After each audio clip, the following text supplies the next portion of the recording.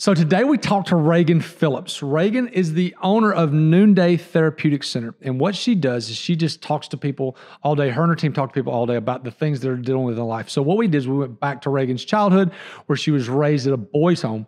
She then goes to the University of Alabama and plays basketball, meets the man of her dreams, goes to Italy and does some modeling. But then we unpack all the things that she's doing to help our adolescent athletes, adolescent kids, high school kids, and just her amazing journey and all the things that she's learned on this process. This is a fascinating episode, and I know you're going to love listening to Reagan.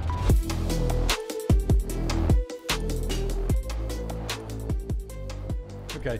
Reagan, thank you so much for being here today. Thanks for having me.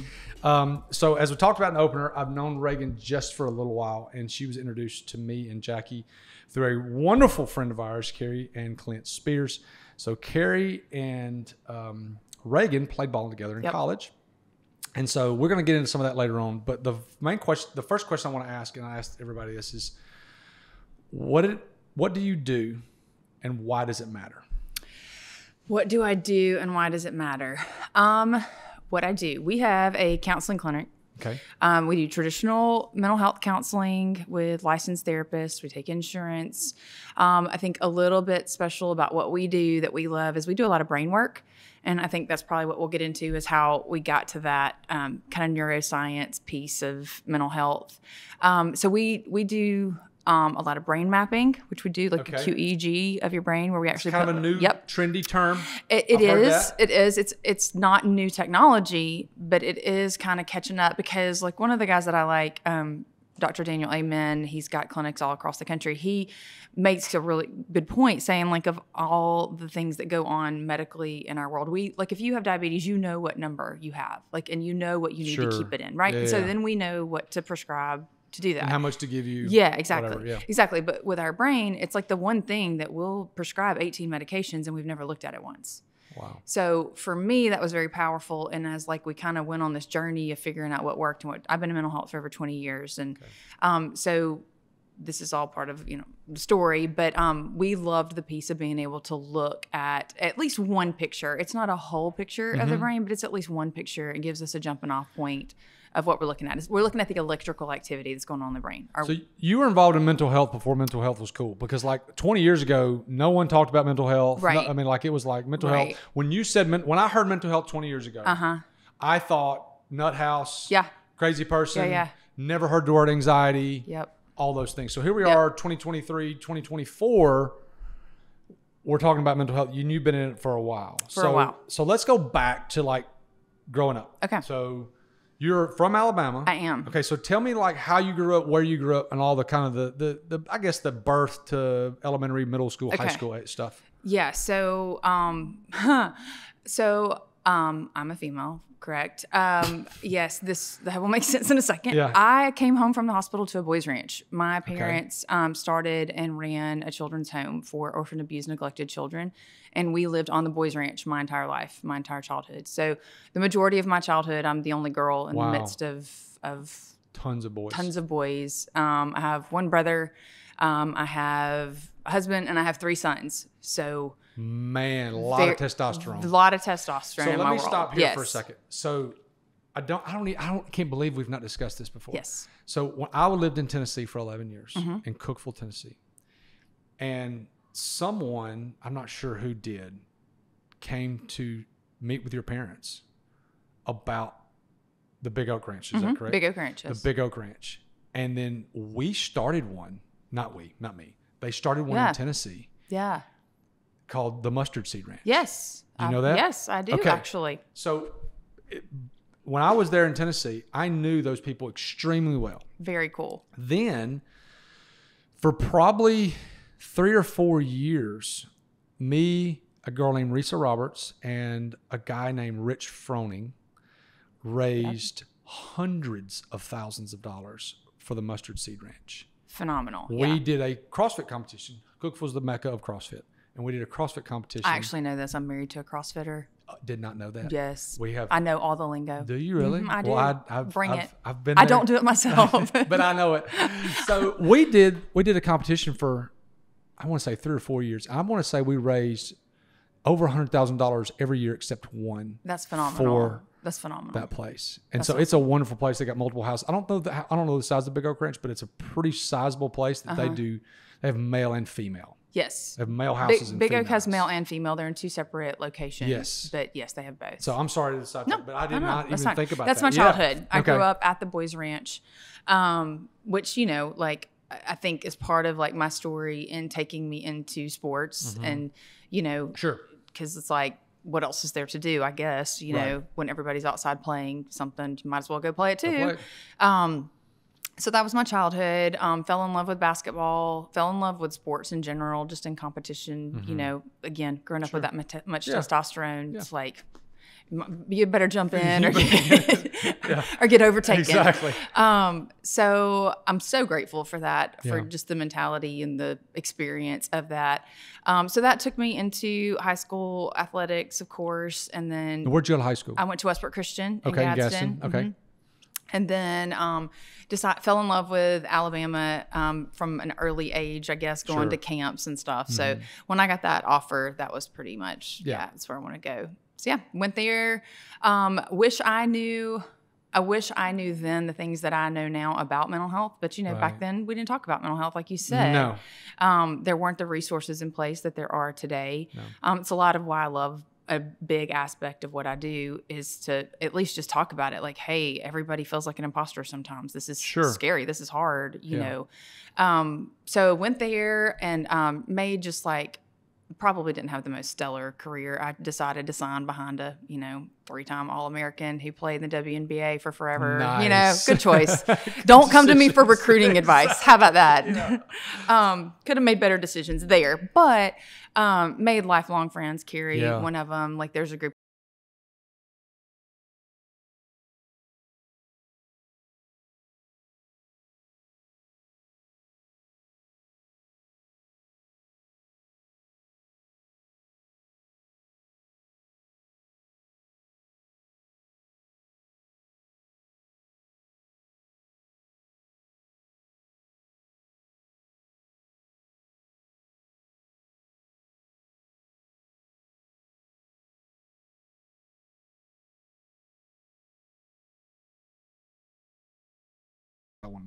I was not a great student. I was a 17 ACT kid, which people out there are like, what? Can you even freaking read? Yeah.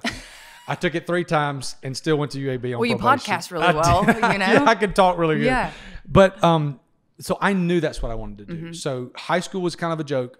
I was not, this is a God's honest truth. I'm 43, but in high school, I was not made to write an essay till I got to college. Really? Yeah. Where'd you go to high school? I went to Just Lanier and Hueytown High School. Okay. And so, I mean, normal 6A high schools in the state. Yeah. I mean, not super high academic, but football player.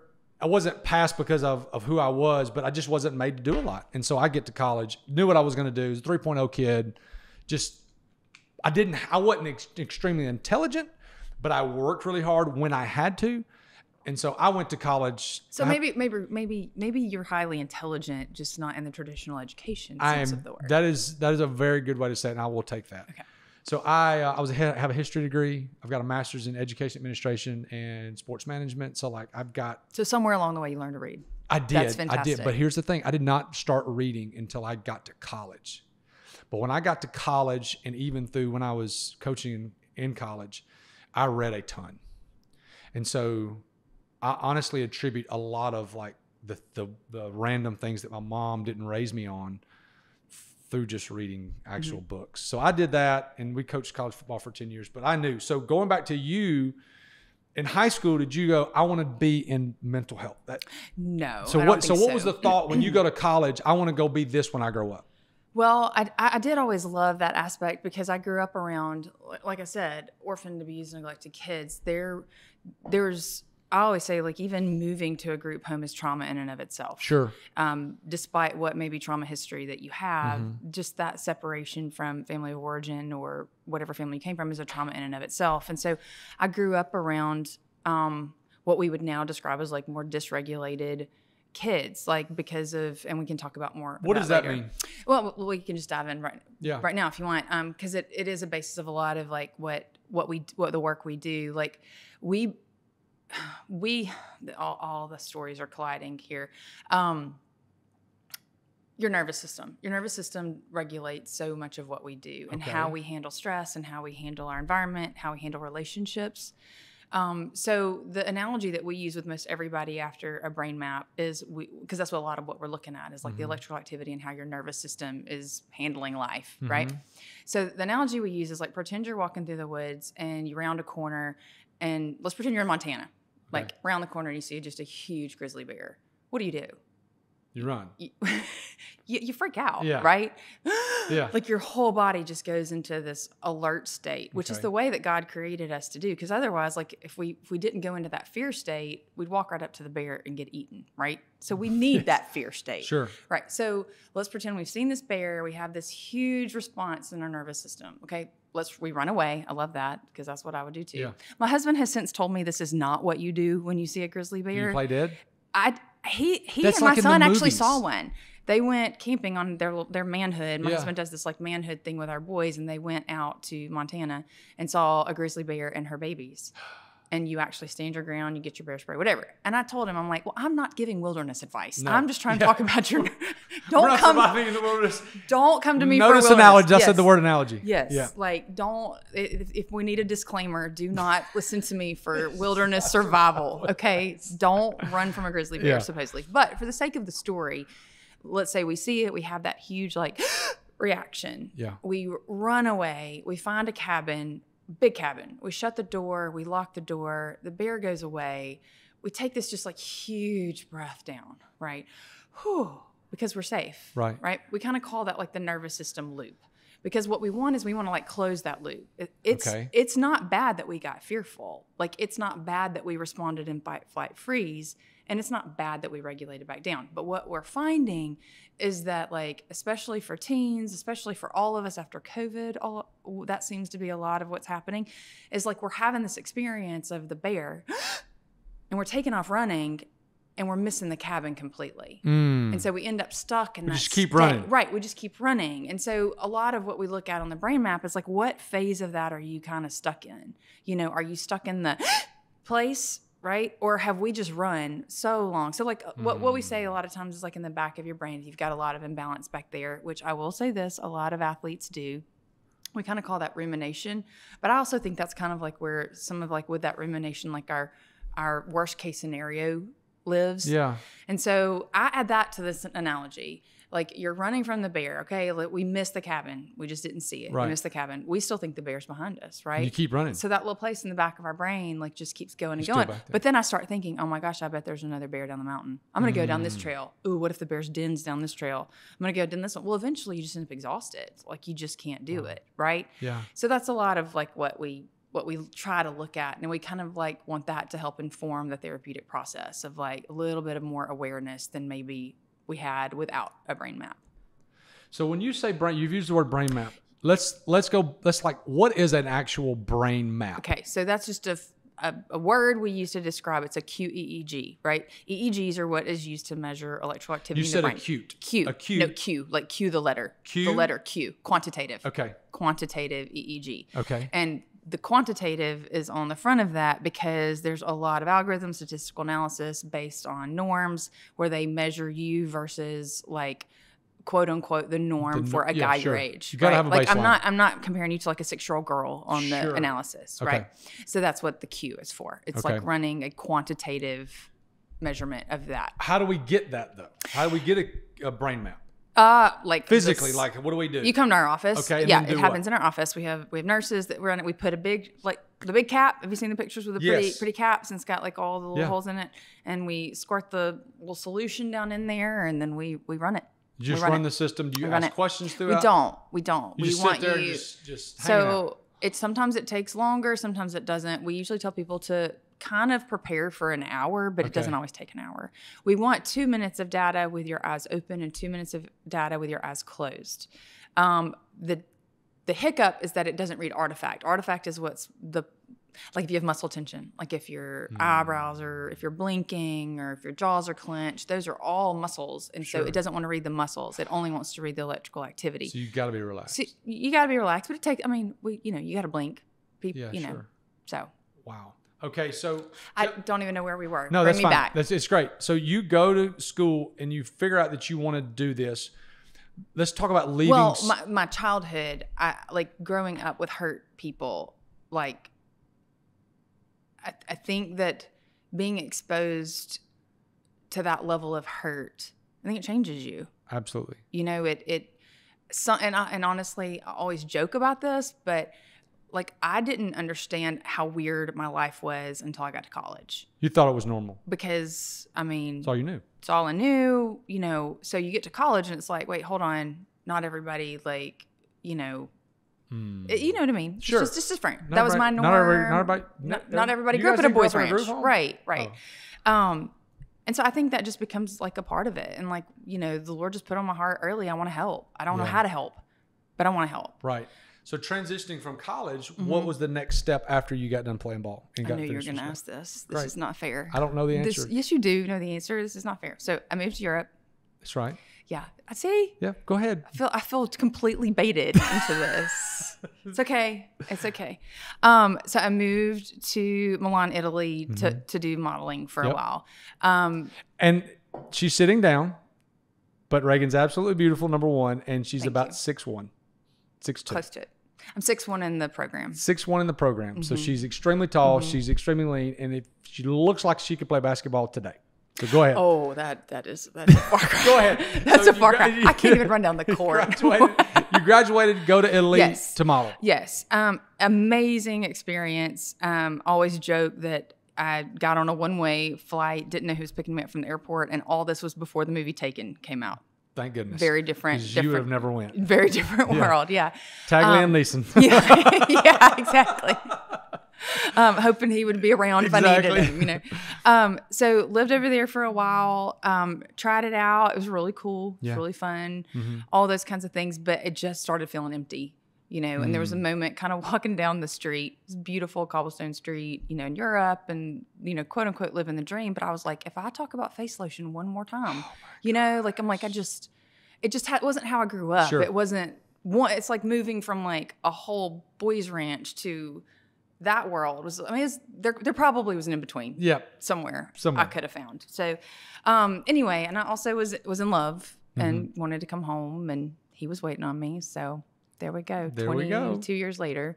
So I came home and knew that I wanted to help. I said, I just didn't know how to help. Right. So applied to grad school, went to grad school and loved it. And actually went back to Big Oak. And I worked there for 18 years on the ranch? I worked on the ranch professionally for 18 years. So you worked on the ranch as in the quote unquote for the business, for the Big Oak Ranch. So that was how, like, your paycheck, and that's how you got paid. Now, did John David's her husband.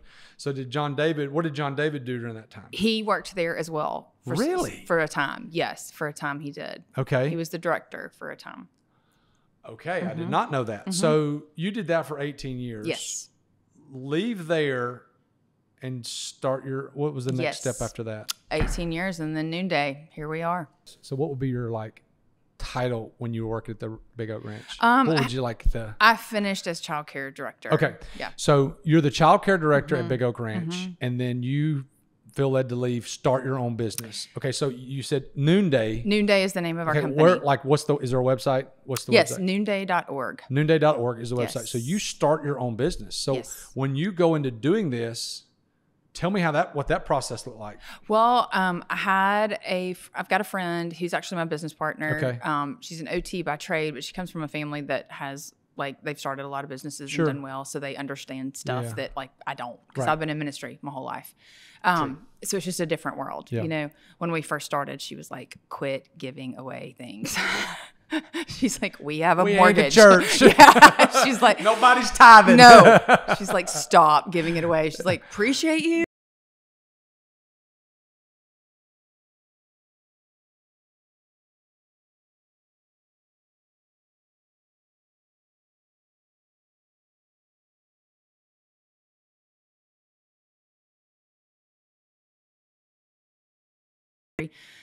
Looking at different places that were just doing things a little bit different than maybe we had seen before.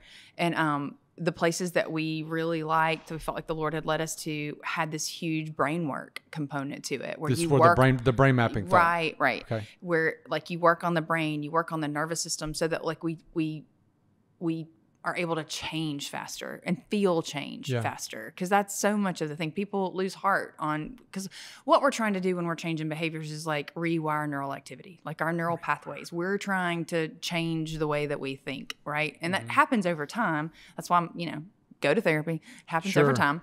But some of these things were able to speed that up. And that excited me for kids who were from really horrible backgrounds, who really, honestly, maybe their nervous systems didn't know another way to feel.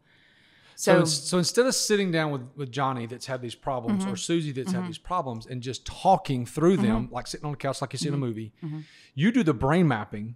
We do both. And that's what I'm saying. You do the brain mapping coupled with the physically talking through the therapy part. Yeah. And you feel like that gives you a major advantage over just Dr. So-and-so sitting on a couch. I mean, people are doing great work everywhere, and everybody is different. But for us, that has been, it has been, it's just been a game changer for us, for sure. Yeah. Right. So combining those things. Both of them. And we, like, our tagline on our website is mental health science filtered through the lens of the gospel. So what we mean by that is, we don't do biblical counseling because the church is wonderful at that. Right. The church is wonderful at that. And there's a place for that. Sure. No doubt about it.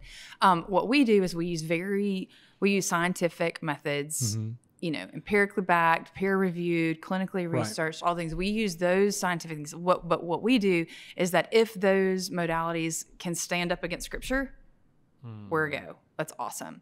But if we can't stand it up to scripture and the gospel and that our footing is in Christ, then we don't use that modality. Yeah. Very interesting. Yeah.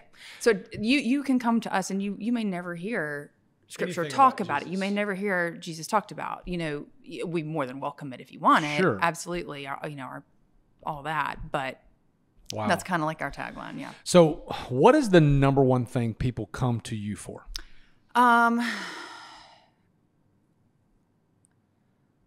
I would probably say anxiety now. I would probably say anxiety. So whether that's sports performance anxiety, whether that's work anxiety in adulthood, anxiety just seems to be a big thing in our culture right now. But we have lots of things. That's a hard question to come from. But people typically call us wanting a brain map. Like they've heard of somebody that had one and that kind of thing. So that's one of the things that people call, hey, I want a brain map. Yeah. How can you help me? Yeah. Okay. That's probably what gets people in the door. So we talked about this. So she's got a son that plays basketball at University of Tennessee. Got another kid that's a really, really good athlete. That's a sophomore at Trustful. I've seen him play a couple weeks now. And then you've got a sixth grader that's a phenomenal basketball player. Never seen him play anything else, but I imagine he's probably a good overall It's his first athlete. year at football, so we're learning. We're learning. But the genetics are phenomenal. Dad that played quarterback at Alabama and a mom that played basketball at Alabama. I mean, both of you are tall, strapping individuals. So you deal with... You're like a hype man. Yeah, I am. I appreciate it. I would give a trap slap here in a minute if you need it. So adolescent athletes, you grew up around them. You have three yourself. What is the biggest problem right now you see with adolescent athletes? Pressure for performance.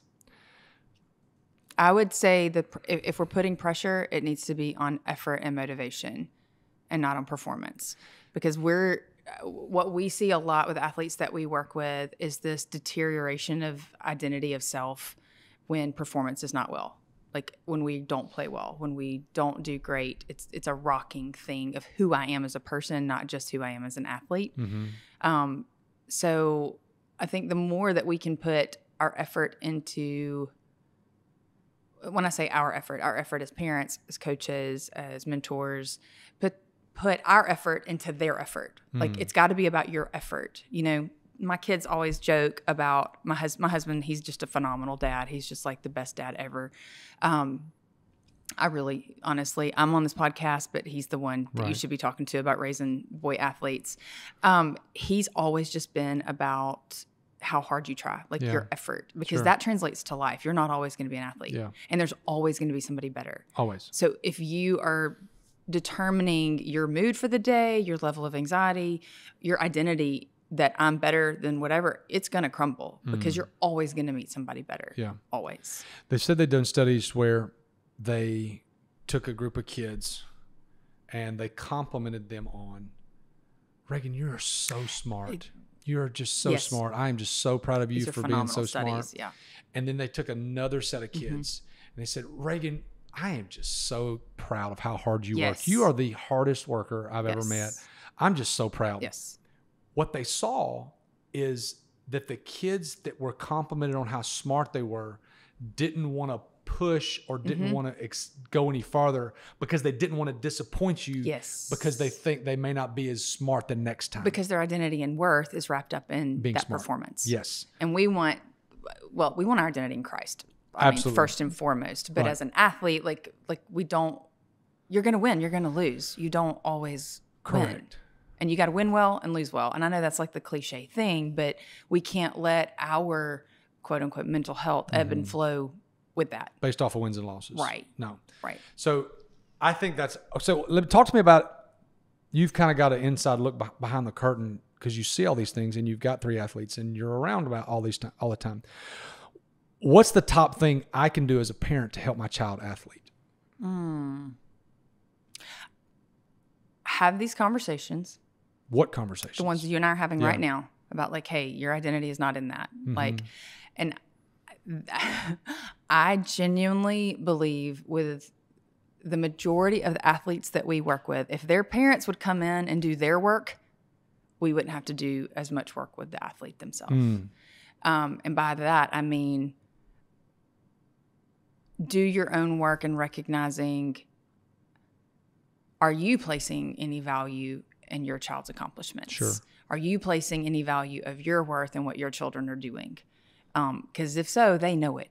Whether intuitively they know it, they feel it, right? Right. So I would encourage parents, especially parents that like want to be really involved in like the coaching and stuff like that. Like I love it when parents will do their own work, meaning go to therapy, talk this out. Yeah. Why is this a driving force for you? Why do you care if your child does well or doesn't do well? Like, be honest with yourself. And does that change my perception of them if they do well or don't do well? Does it change my perception of myself as a parent if they do well? I think for me, when I see Jonna play and I see Tegan play, so I got a 14 and 11-year-old, I get pissed when I feel like they're not busting it. Yes. Totally different than performance, though. But like Jonna will have days where she just doesn't play well. And Tegan will have days where he throws the ball to the other team. And I get pissed at that. But I think I get more upset. I'm like, hey, bro, you didn't try. Yeah. And I don't see it a lot, but you see it every now and again. Yeah. And you're going to have days like that. You're definitely going to have days. I think I started this story earlier. Our kids were joking the other day about, I think Cade scored, I don't even know how many points he scored, probably up close to 30. Windmill dunking, all the things, He's blocking shots left and right. I know I'm no man's mom and I'm prejudiced, but he just loves to play, right? You'd think, oh, yay, this is going to be a good night. Well, he was loafing. He was loafing up and down the court, looking a little like nonchalant, lackadaisical, whatever.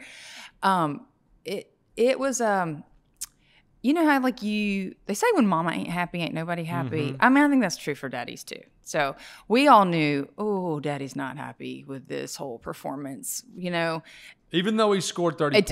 It didn't matter. And I don't know.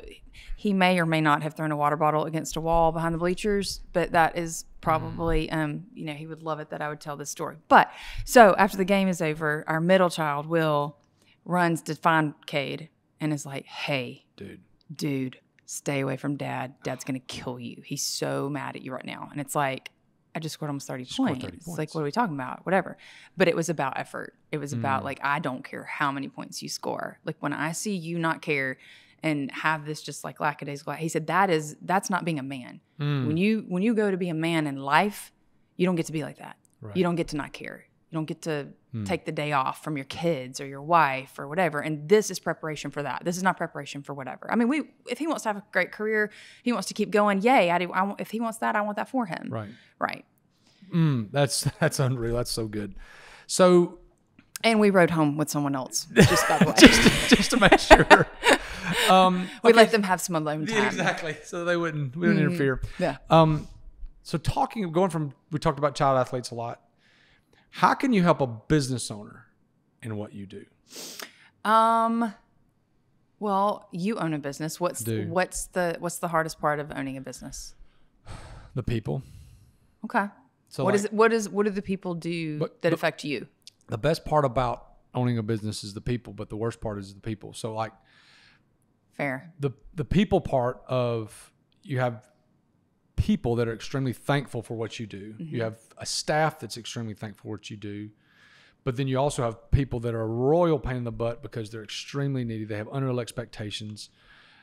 But then also you've got staff that could be extremely entitled or don't want to do this or don't want to do that, and they don't show up or whatever. Mm-hmm. How many employees do you have? Probably 15 or 20. Okay. Something like that. But like from a service standpoint, I tell my team all the time, when you walk into an event, you've got about 3 minutes to figure out, does the client want you to be their friend or the help? That's interesting. And you have to figure that out really quickly.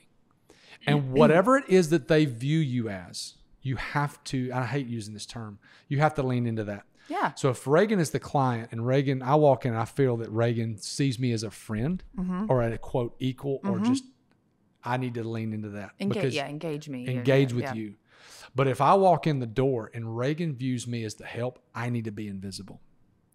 Okay, that's interesting. And so you have to, so you'll go 2 days in a row and have somebody that views you as the help and they don't even want to see you. They don't even know your name. And then you got, at the end of the night, the next night, they're hugging you when you leave, whatever.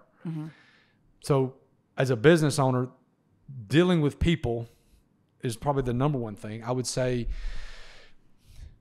for me, I have a very, very hard time, and I pray through this constantly that the Lord will keep me focused throughout the day, because owning multiple businesses, having 15 or 20 employees, multiple meetings a day, I have to hop from business to business in my mind.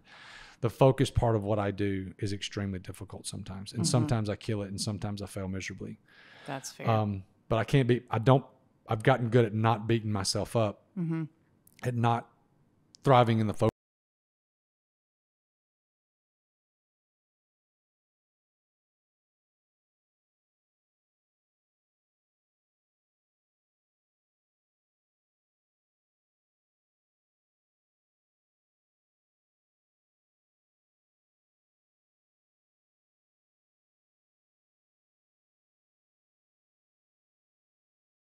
Wrong. Right. They just all got it wrong. Everybody's ticked at you. Whatever. How do you feel? I feel like a failure as a leader. Okay. That's an easy answer. So what I would challenge a business owner is dive into why you would feel like a failure.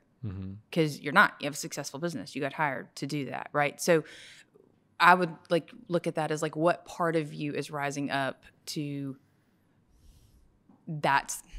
So parts work, we're going to get into theory and that kind of thing. But when we have anxieties, when we have those messages that come to us, there's typically a part of us that feels that at the moment. And what we want to do is figure out what part of me feels this and is attaching that feeling to this moment, right? And where did it come from? Right. So that's why I say it's the same as even with the coaches and parents. It's do your work. So then when what that do you mean part, do your work? Go to counseling, go to therapy.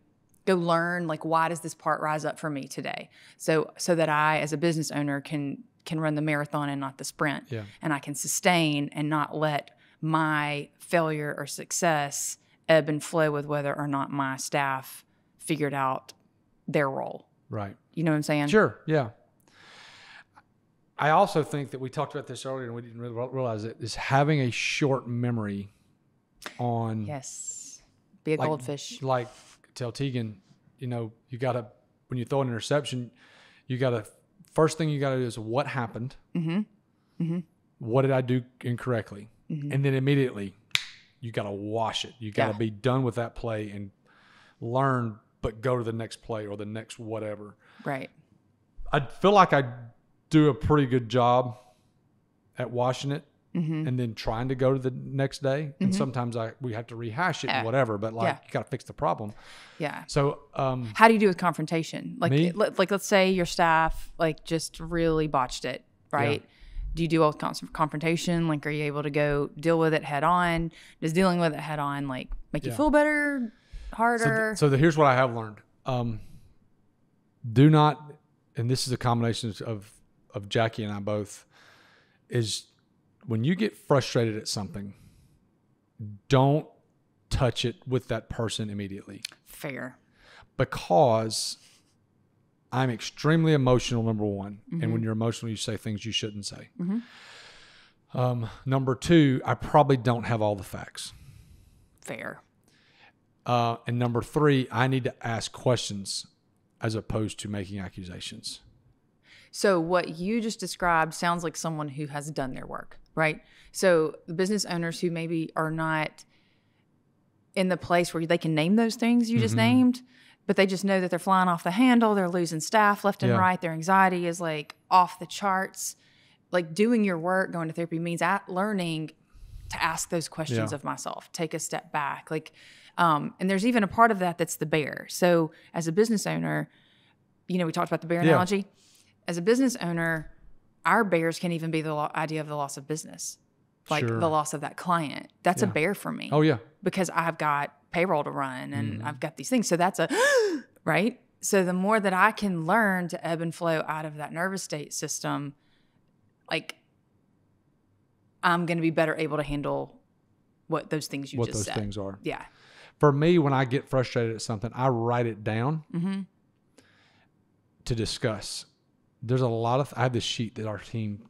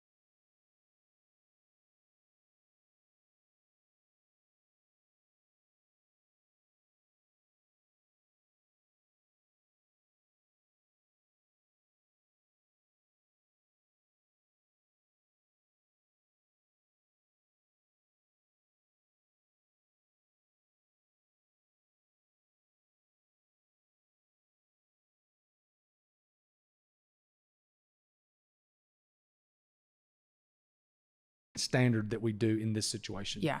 So having those things is, and as a business owner, you've got to constantly evolve unless you're on a franchise and it's laid out for you. Yeah. You got to constantly evolve to figure out the feedback loop of like getting feedback, making changes, from your staff, but also from your clients. Yeah. Because it's critical that you can make those changes. And something I think really important I heard you say in the midst of all that is something I think you said you wrote it down, that we've got to do this differently.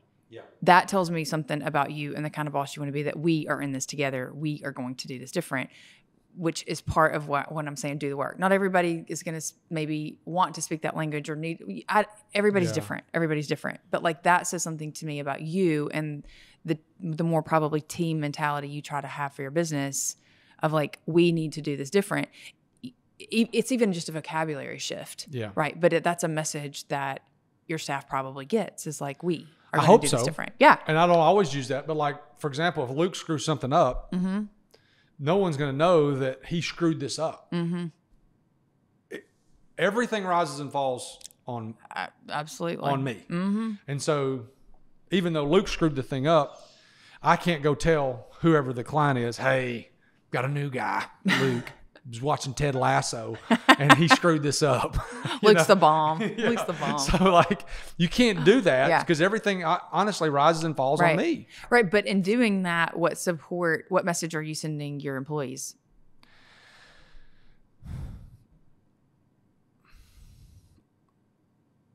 I don't really know. Tell me. I mean, I hear that like I've got your back. I'm not gonna like lead you out to slaughter. Yeah. You know, because it does. I mean, I don't want, because when they fail, I fail, and whatever the case may be. Well, and if people are the backbone of your business, then you've absolutely. got you want them to know that they're valued and that you'll stand there and take the hit. So let's go back to like what you're doing with Noonday. What is like what is the number one problem you see in high school kids, just kids in general?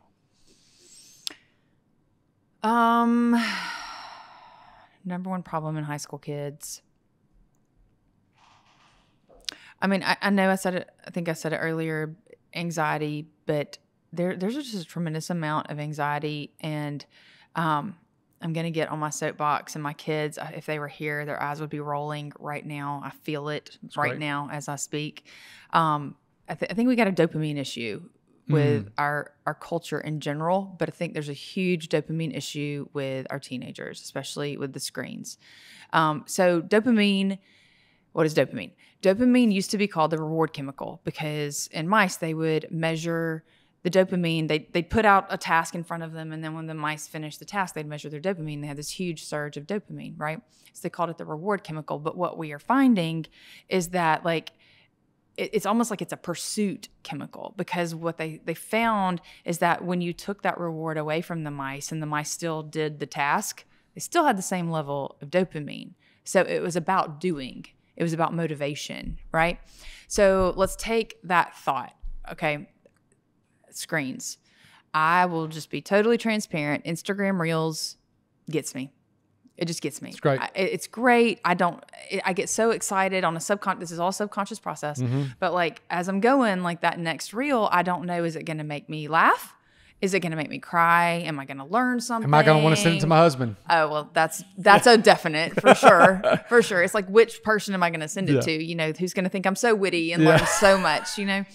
So, but there's this whole process that's happening. But what we're finding is like, we're getting these surges of, I kind of call it like a false dopamine. And I don't think that I originated that term, just for the record. I just don't know where it came from. I would give credit to whoever would give it, whoever deserves it. It's like a false dopamine because I'm getting this flood of it, but I'm getting it for free. Like I'm putting no effort into it. And so it's like the mice, like they had a pursuit. They put the journey, right? So we are just getting floods of dopamine with absolutely no effort. So we come out of our screens, we go into real life. Well, who cares? Who cares about anything? Because in a minute, I can go back and get as much peace and tranquility from dopamine as I want to get on my phone with no effort, right? So that is a huge crisis, I feel like, facing really all of us, but especially our teens, because where I'll regulate, I use that word very loosely, where I'll regulate myself and maybe I only do Instagram, right? Our kids have Snapchat and TikTok, and the list is endless of the notifications that they're going to get in a day, right?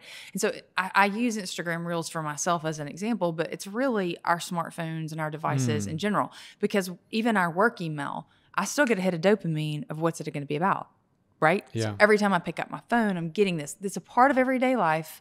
Anna Lempke wrote a fantastic book about dopamine and addictions and stuff. If anybody wants to go check it out, it's fantastic. But she talks about like just doing a hard reset if you realize like you're struggling with it, right? Smartphones are the hardest, because how do we do a hard reset from smartphones, right? Very difficult, because you have it to function every day. Right. So my next question is this. Do you limit your kids' social media? We do. We are those parents. So tell me what their limits are. So, 16 and I've got 19-year-old freshman in college. He's on his own. He's learning to regulate himself. It's part of the journey, part of growing up. So he's on his own, which makes me sad. And if we took time, I'll just start crying, just even at the statement. But I am proud of him. Yeah, I'm fine. I promise. I'm fine. Our 16-year-old, we go through different seasons of like how much we'll let him, but a lot of times we try to put a 2-hour cap a day on his on his social media, on his scrolling and screen time. Okay. What about and we don't do Snapchat. So what is he allowed to have? He has Instagram, he has Twitter because of sports, sure. And then I think he has Facebook, but let's be honest, none of the kids do Facebook, right? What about Gibbs? Gibbs has none. 13, 12? He is 12 in 6th grade. Okay, he has none. He has a quote unquote phone, but it calls and texts.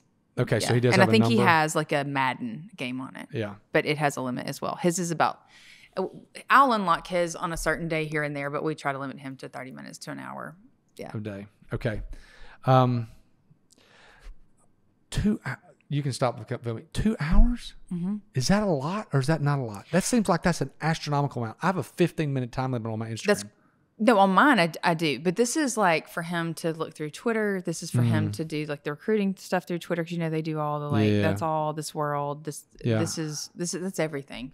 That's text messages. So they're communicating through. You can continue filming. They're communicating through. He is not texting as much as he's communicating through these platforms, whether it be Instagram or Twitter or whatever. Yeah. Anytime, he texts a lot as well. In my office, I have people who come in who their kids' screen times are up into the 8 and 10 and 12 hours a day. Easily. Really? Mm-hmm.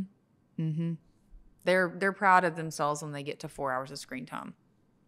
Yeah. If I hit 5, feel like a loser. Really? Mm-hmm.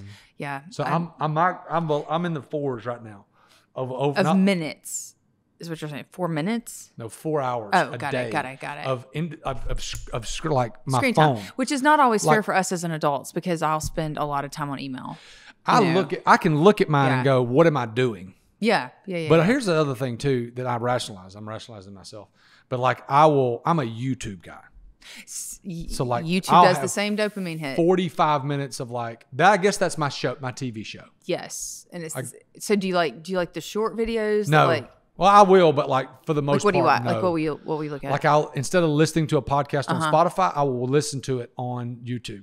Is it like an hour or something? Yeah, like I listened to it this morning while I was at the gym. Okay. So like, I think that plays into it. So mine's 4 hours, but I have a 15-minute limit on Instagram and TikTok. For you, for your kids, for everybody. John of 14 has 0 social media. At 14, yeah. Tegan at 11, obviously none. Yeah. Well, and Gibbs has a phone number also because we just moved to a new town. Sure. Like there was a little bit of extenuating circumstances. Absolutely. For him. Knowing this, yeah, sure. We're in a new town. He doesn't even really know his teachers' names yet. Absolutely. He's learning them. He's learning them. He's getting there. Yeah. Okay. What's the best part of your job?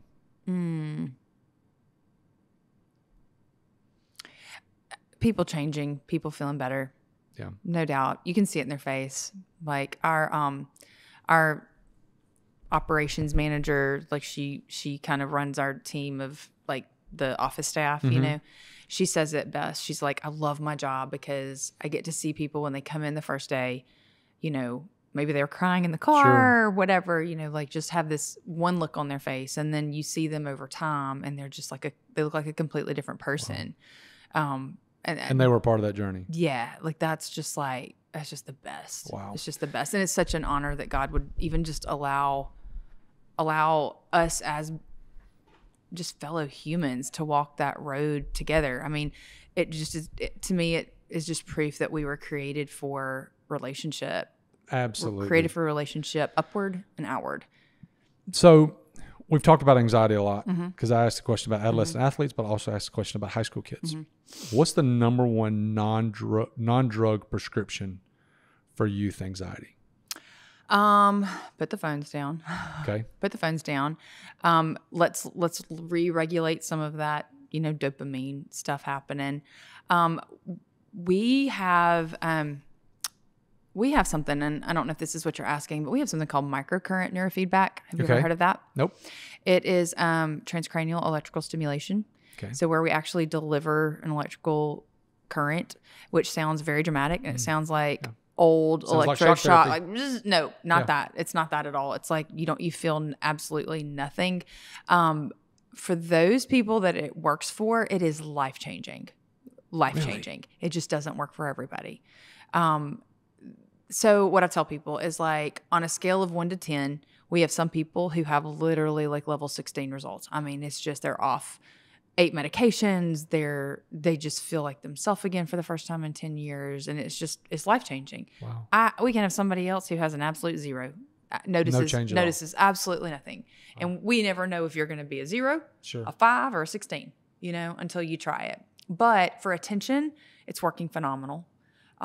We have a lot of business owners who come in for that, just for like they kind of call it like a brain spa kind of treatment. It just kind of enhances attention and cognitions and focus and just clears the cobwebs a little bit. Yeah. Just kind of gets things back online really well. Like once you kind of, what we say is like people typically do like a series of treatments to kind of really get it rebooted almost.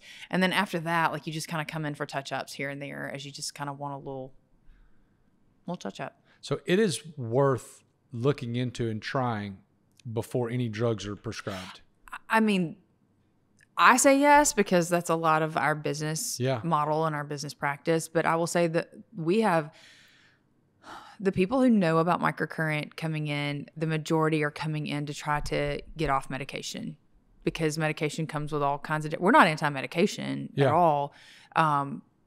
But we have a lot of people coming to us trying to see, can I come down on medications? Sure. Can I, like come off of them, whatever. So yes, it's always worth a try is what I tell people. Like it's worth a try. It may not work for you. And if it is, that's okay. Right. Either way. But if it does work for you, then yay. Perfect. Let's roll. Yeah. That is a great clip. It's a great question. Patting myself on the back. You're such a good question. But you answered it wonderfully. Like it wasn't long and drawn out. Oh. It was like it's the coffee. The screens. That's fine. It's the screens, and then you went into the what is it called again? Microcurrent neurofeedback. Like that's like I would hope and pray that you get gazillions of dollars of business of that. Like, because that's a great answer. We also have something called traditional neurofeedback. I don't know if you watched that QB show that just was out with Patrick Mahomes. Mahomes. Did I say that right? That didn't sound right. And Kirk Cousins. Kirk Cousins. Kirk Cousins was like. Did you see that? Yeah, I did. That's a QEEG. Got it. That's a QEEG. So we based on where we find imbalances in your QEEG, we can actually do brain training, which is different than the microcurrent neurofeedback. We actually are going to train you to be able to come in and out of those states. Like the cabin. Sure. You learn to be able to train. Here I'm at the bear and now I'm at the cabin. Like I can control that. And so for like, I can't remember how he worded it, but the way I kind of heard him say it is that like to be able to control that in a game is just huge. Like how fast can I be a goldfish to control myself to get out of that heightened state of, oh my goodness, I just messed up in front of millions of people. Right. Okay. So you went and did a session. So my wife is the head volleyball coach at Trussville High School, which is a 7A high school here in Birmingham. You went and did a session with them, and Jackie and I have talked about it multiple times. You talked about something that Cade does with his feet. Yes. Okay, go through that, why he has this thing that he does. Was it to regulate? We call it grounding. Okay, so let me ask the question again. So you talked with Jackie's team in a session that you did with them. Mm-hmm. You talked about something that they call grounding. Mm-hmm. Tell me what grounding is and how it helps athletes. Be where your feet are. Be where your boots are. Have you heard that phrase? Kevin Elko. There you go. So I think LeBron said it really well in a talk he did about like if he allows his brain to go to the millions of dollars at stake, his family's watching, sponsors are here, his coach is there, his teammates, families their incomes are riding on whether or not he does well. Like he's like, there's only, we tell athletes all the time, you only have a certain amount of bandwidth in your brain. And if 90% of it is taken up on thinking about all those other things, there's only a little bit left to put towards that shot, Put right? the ball in the basket. Right, Yeah. right. But that's what needs to be done. So it's called present-centered attention, being present in the moment, like quieting all the outside noise, quieting all the stuff that goes on. Remember I told you how athletes, we have so much imbalance in the back of our brains because we have that just stirring goes. I think it's a lot of what drives us, Right. but learning to control it. So what Kay does is we do these breathing exercises. We do this present-centered attention where we really draw very specific attention to like, where are you feeling what in your body and what is that communicating to you? Physically on your body. Like, Okay. well, you're not feeling it with your hands. It's like an exercise. Yeah. Like we're mentally, I'm like, it's kind of like you look at it as if you have a flashlight and you're just shining it across your body. What am I feeling? And what is that feeling communicating to me? Right. And so for him, one thing that's very strong that gets him back, like we want you back in that flow. You hear flow? Yeah, flow. Present-centered attention. Yep. Right. So for him, his feet, recognizing, and all he does is draw attention to the feeling of the bottom of his feet to the ground. Like, and he'll grab his feet sometimes and like wiggle his toes. Like we want all the noise to quiet. And so all attention goes to that moment, right? Because he knows how to shoot free throw. Yeah. He knows how to shoot. We've done that 18 million times. Right. We've prepared. I don't need to Don't reinvent overanalyze all that Yeah. at this point. I just need to do what I do, right?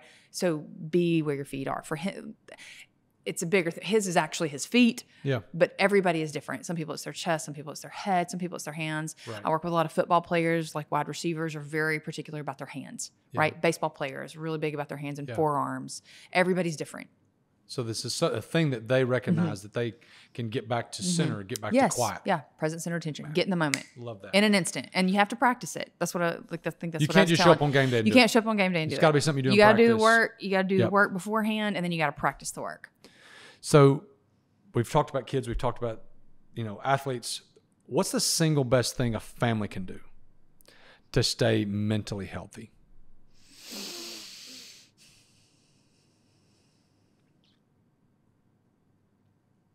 So total vulnerability, transparency. I go to therapy. I went this morning, actually. I think it is the single best thing I do for my family. Because my mom said something so beautifully to me one time. She said, take the best parts of me and leave the rest. Yeah. And that just always stuck very profoundly with me because I'm like, that's what I want from my kids too. Sure. Like, take the best parts of me. The best parts of Reagan. Yes, best parts of me. Reagan, your mom. Take the best parts of me and build on it so that my grandkids get an even better version, right? And if we just keep doing this, then we can break all kinds of generational poo, right? And we carry, there's research out about how we carry generations of trauma Absolutely. in our bodies and in our stories and in our families. And I think the best thing that we can do is us as parents is do our work to let the worst parts stop with us. Matt Chandler's a pastor that I love out of Texas. And he's like, our job is to break the generational curses and the generational stuff, right? Yeah. Now we may create some new ones, but that's their job to fix those. Right. But at least let that trauma stop with us. When you say generational curses, I know what one is in our family. So my granddad, my dad's brother, and my dad were all dealt with alcoholism. And so I feel like that was one in our family. Right. Great example. Great example. And I had no alcohol till I was 38. And so now I've drank since then, but I also understood that, hey, I don't need to go down that road. Right. It's okay to have a margarita sitting on the beach, but don't have 9. Fair. Because Fair point. Because you don't want to. Well, I just don't want to open that up to me, number one. But Right. then as I've learned more, I've also realized, and I don't know where you guys stand on this. For me, alcohol is so bad for your body, Yeah. for your brain, for your body, for your gut, for all these things. Yeah. And it just gave me another layer of confirmation of like, hey, dude, is it really worth it? Yeah. At 45, that margarita feels a lot different. A lot different. You're like, what just happened to me? How am I like drastically dehydrated? How has this after happened? One margarita. 2 ounces of booze. So that's really good though. Yeah. So like the generational curse Yeah, thing. and I think that's a really that's one that you can like look at and point And the work that I do, I think that let's be honest, Satan is crafty. He is smart. He's He so is good. prowling around looking to who he can devour, Right. right? And I think that the more we keep hurt and family junk in the dark, the more it can fester. So taking light to that, that's actually where Noonday's name came from. Is let's take light to the darkness. Yeah. Like, let's let it stop with us. Because I think generational curses can be, like you said, for your family, like it can be a lot of things. It can be pride, it can be greed, it can be, all the things. There's so many different things it could be, and everybody's just a little bit different. Everybody's different. And everybody carries it differently. Oh, so absolutely. it's like I think I just, that always stuck with me. What my mom said is like, take the best of me. I'll use that. That's great. Okay, so the last 4 or 5 questions I have are just random questions that I didn't even preface you on at all. So you've got, like I said, we talked about 16-year-old and 12-year-old. What is your go-to activity with your kids? Sitting around Saturday, Thursday night, whatever. No practice, no homework, no nothing. What are you guys going to do? We fight watching TV. Okay. Because we're tired. Okay. Business ownership. Yep. Busy, crazy. So we fight that. We love to play cards. Really? Yeah, we love to play cards. What is your go-to card game? We like spades. Well, Uno was a big thing growing up because that's all the little ones could do. So yeah, that's great. We do like a lot of cards. Who is your favorite follow on social media? Like when you see them pop up, you're like, oh yeah. That's a good question. Ooh, that's a really hard one. There was a season that Kurt Thompson. Do you know who Kurt Thompson, No MD? clue. He's written a couple of books, and he has a podcast, and it's on shame and trauma, and it's phenomenal. So there's a season I got pretty pumped up and fired up for him. And what's his name? Kurt Thompson. Kurt Thompson. Perfect. What are you focused on learning right now? Total transparency. I'm finishing a dissertation, so all I'm learning is a dissertation. I'm not doing a whole lot of stuff outside of that. Dr. Reagan Phillips? Not yet. But close. I don't know how close. Yes! That's going to be wonderful. Okay, what's your favorite vacation that you've ever taken? Big Sky, Montana. I love it. With my 3 boys. The most picture perfect day. Like we all say, it was just one of those days like ordained by God that you're like, this is heaven. That's wonderful. Like this will be heaven. Yeah. Yeah. What's their favorite vacation that you've never taken? Oh, that I've never taken?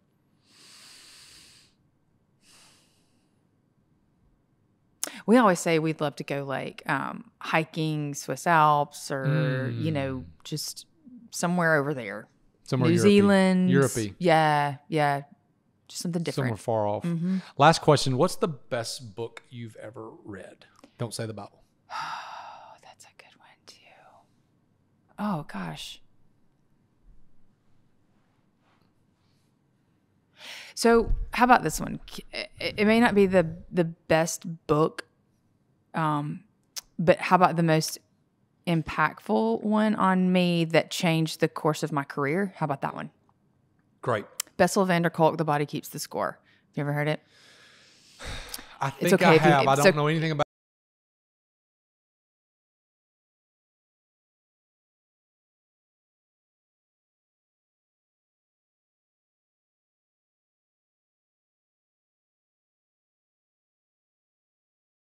talking things out. Talk is great. Don't get me wrong. We have a business on it, talk therapy.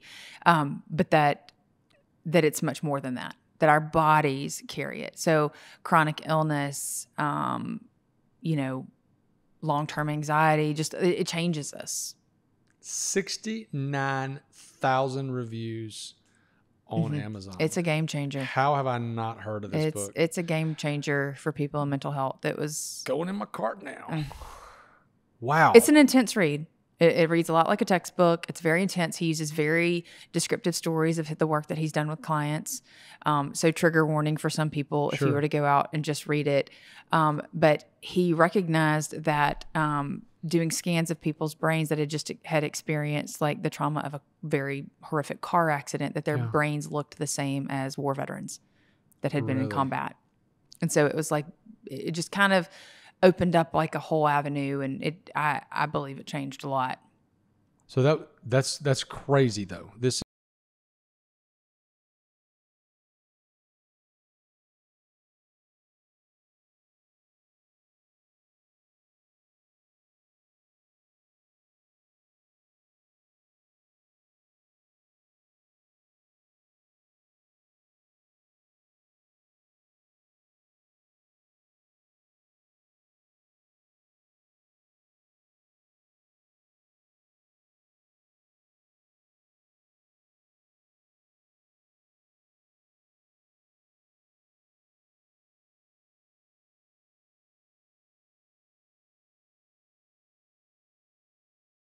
I'm dead serious. This is a true story, and she'll attest to this. I met her. She was with a redhead, and the redhead was just strikingly noticeable. She wasn't like super hot, but she had this fire red engine hair, and it's like I got captivated by it. Okay. Because that's what I remember. I don't really remember Jackie a whole lot from that conversation. It's very romantic. Yeah, not really.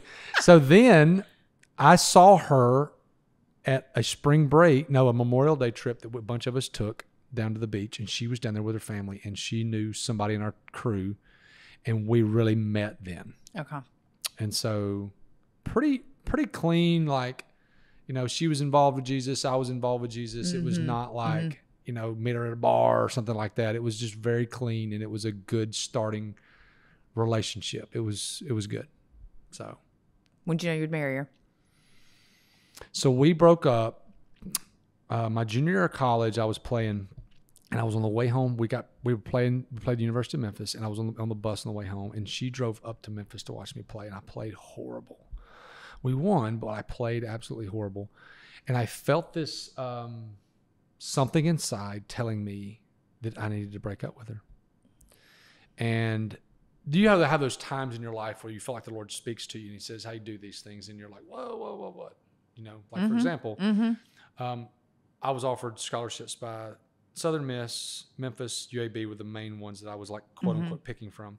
Well, I went to UAB, and I had the worst official visit on the history of mankind. Oh, can't wait to hear about that. Can't say it on camera. Fair. Horrible. And then I go to Memphis, and it was wonderful. Like, I loved it. Like, I love the guys. I love the coaches, the people. They did a great job. But I'm coming home from Memphis, and the Lord says, you're going to go to UAB. And I'm like, are you freaking kidding me? Like, a new. And so I did. But same reason, I felt like the Lord telling us broke up. And she walked in after we got home, and I said, hey, look, this is really odd, and this is hurting my heart, but I feel like the Lord says we need to stop seeing each other. And she's like, okay. I'm like, what? And so it was great. So then we were not together for a while, and I dated around a little bit, not like a floozy. How old are you at this point? College, so 21. Okay. 22, 21, 22. And you're at UAB? I'm at UAB. She's out. She's 3 years older than I am. Okay. And so I dated around a little bit. Nothing, not like a floozy, but I have had a girlfriend that I really, really liked, that Jackie really, really liked, honestly. But just knew that it wasn't, got into it and knew it wasn't for me. And then after me and that girl separated, I just knew that Jackie she was my person. So she was in Livingston coaching at West Alabama, and I was in Atlanta. And it was just it was pretty good, but it was a back and forth thing. And then we were going to live in Atlanta, because I had been in high school football for 2 years trying to find a college job and couldn't find one. And I never told this story. So I had resigned myself to the fact that I was going to be a high school coach. Jackie was going to be a high school coach. So the principal at the high school I was at, me and my dad were coaching together. So we got to coach together, and Jackie was going to come over. Jackie had been hired as a volleyball coach. She was going to be a science teacher. So me, Dad, and Jackie were all going to work at the same high school. It was going to be wonderful. Awesome. Great. Yeah. We bought a home. Your plan was wonderful. Oh, my plan was great. Yes. We bought a home. Okay. They did not tell me that the home was in a retirement neighborhood. So I'm 25 years old, going to live in a retirement neighborhood. Okay. So I buy the home, and the plan was get married in May, come back from our honeymoon, or get married in May. Instead of having been in a hotel, we were going to live. First night together was going to be in our new home. Okay. Super romantic. So sweet. Home wasn't ready. So we had to stay in the Omni downtown Atlanta. It was freaking horrible. That's another story. So anyway, we go to the honeymoon and we're going to come back and everything's going to be great and all this stuff. And I'm off the plane from the honeymoon. The first call I get in the Atlanta airport is a guy named Todd Stroud. And he calls and he says, hey, a guy quit last night. I've got a job at NC State University. Do you want it? I go, oh. I said, I'll be there in 3 days.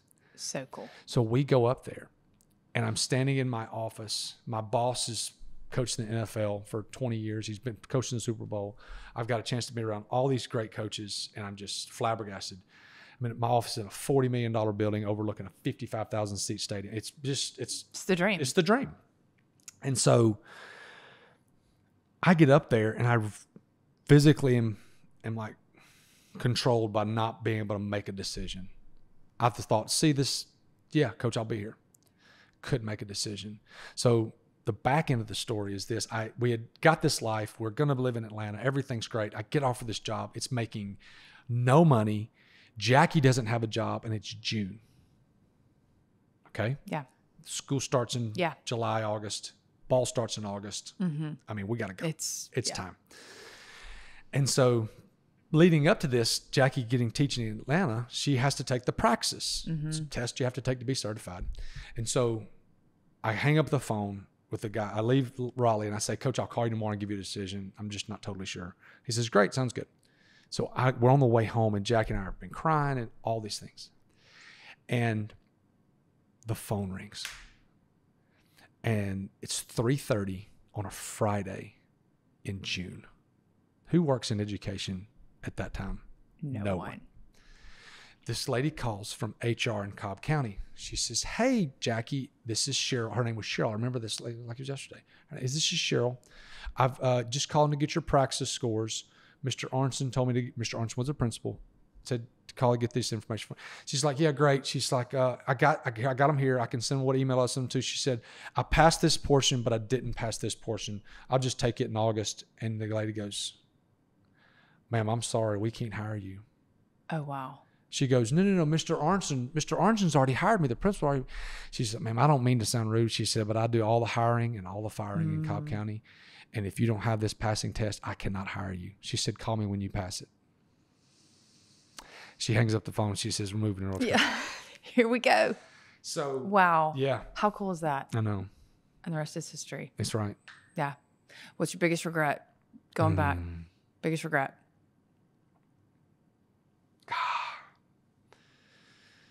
I know that the decisions I made have led me to the point I'm at right now. I wish that from a coaching perspective, if we're talking about that phase of life, I wish I would have hitched my wagon to a coach that was going in a different direction than the guy that I was. Yeah. So we got fired and I went to work for my old boss who was in retirement mode. Great guy, but in retirement mode. And I knew in college coaching, you have to be hooked to somebody that's going places. Right. And my guy was in his 60s, wasn't going anywhere. Yeah. And so from a coaching professional standpoint, that was probably the biggest mistake I made. But I also know that it's not as so much a regret because I know it led me to here. Fair. And I'm 1,000 times happier than I am here. Yeah. I think from a regret standpoint, I wish that I would have done things differently with my kids growing up. Just I missed the first 3 or 4 years of Jonna's life when I was coaching, working 70, 80 hours a week. I wish I would have not done that. There's a handful of things like that. Yeah. But I would say that would probably be the top one. Yeah. They all lead us here though. They do. And so it's really, really difficult to answer that question about regrets because very, very fair. Yeah. So, but yeah, I'm love what I do. We've made some money. I am in a position where I can do what I want to do. Everything comes at a cost. I can do kind of what I want to do. I'm pretty unemployable at this point at 43. I'd have probably a hard time working for somebody now. You would probably say the same thing because you can kind of go and do what you want to do. But I enjoy what I do. I like doing all the different things. Yeah. that I do. I like food a lot, but I love business. What all businesses do you have? You said multiple, and I don't think I know that. So we have Meal Fit and Table and Time, catering, medium range catering, high end catering. We feed Highlands College, which is a great part of what we do. That's the food hospitality portion of what I do. We own a business called Weddings Costa Rica, which is a destination wedding planning company that is, the planning is done stateside, but we plan with our vendors and people in Costa Rica that we have contacts with, whether it be locations or florists or whoever. So Very plan cool. destination weddings in Costa Rica. I own 32 apartments. So we've owned multifamily apartments in Jacksonville, Alabama, Scottsboro, and in Cookeville, Tennessee. Very cool. And then we're looking at buying something else right now. So I think that's it. That's it. That's all. Have a house at Weiss Lake that we short-term rental called Cox Point, because the Coxes and the Walkers own it together. I'm not a fan of short-term rental, but this is a legacy property that we'll hopefully have for generations that we spent an exorbitant amount of money on, but it's absolutely breathtaking. But you love it. It's absolutely breathtaking. That's awesome. And when it's totally done, it's going to be magical. But just like anything at the lake, you always got to do something to it. Yep. So, yeah. Yeah, you got your hand in a lot. I do. But I got a great team. I got a great team that handles the bulk of all that stuff. I have to do stuff every day, but like Thursday, I'm going to the lake with Jackie to go take stuff up there and go furniture shopping. So that's awesome. I tell people, say, I know you're busy, but I look at people and I say, I can do anything I want. I just have to have time to plan whatever thing is.